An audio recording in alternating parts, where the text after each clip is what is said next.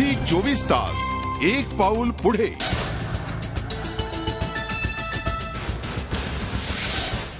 पश्चिम महाराष्ट्राकडे वळूया। कर्नाटकला पाणी देण्यास सीमावासियांनी कडकडून विरोध केलेला आहे। कोल्हापुरात पालकमंत्री हर्षवर्धन पाटील यांच्या कार्यक्रमस्थानी आंदोलन करत कोणत्याही परिस्थितीत कर्नाटकला पाणी देऊ नये अशी मागणी कार्यकर्त्यांनी केली।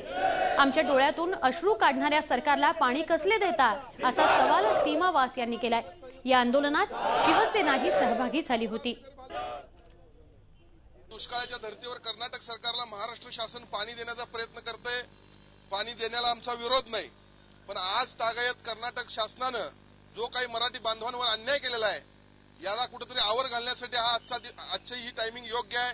आणि त्यामुळे पाणी द्यायच्या अगोदर महाराष्ट्र शासनाने जो काही सीमावासीय बांधवांवर जो काही अत्याचार होतोय, कन्नडची सक्ती होते, याला विरोध करून काहीतरी एक धोरण ठरवून मग पाणी द्यावं अशी आमची प्रामुख्याने मागणी आहे। सीमावासियांना डिवचणारे सरकार आज मानवतेचा दृष्टिकोन असा शब्द वापरतं तेव्हा त्यांची मानवता कुठे जाते? जेव्हा आमच्या सीमा भागातील मराठी भाषिकांवरती अन्याय केला जातो, आमच्यावर खोटे गुन्हे दाखल केले जातात, आमच्या युवकांचं भविष्य वाट्याला लावलं जातं, त्यावेळेला यांची मानवता कुठे जाते? अल्पसंख्याक आयोगाचा हक्क डावलला जातो तेव्हा यांची मानवता कुठे येते? आज यांना मानवता दिसते। यासाठी आज योग्य वेळ आहे। तर महाराष्ट्र शासनानं पाणी देताना आधी महाराष्ट्रात आपण आमचं बेळगाव मला महाराष्ट्राला द्या, मग आम्ही पाणी देतो। मानवता आम्हीही पाळतो, पण तुम्ही मानवता पाळली पाहिजेत। झी 24 तास एक पाऊल पुढे।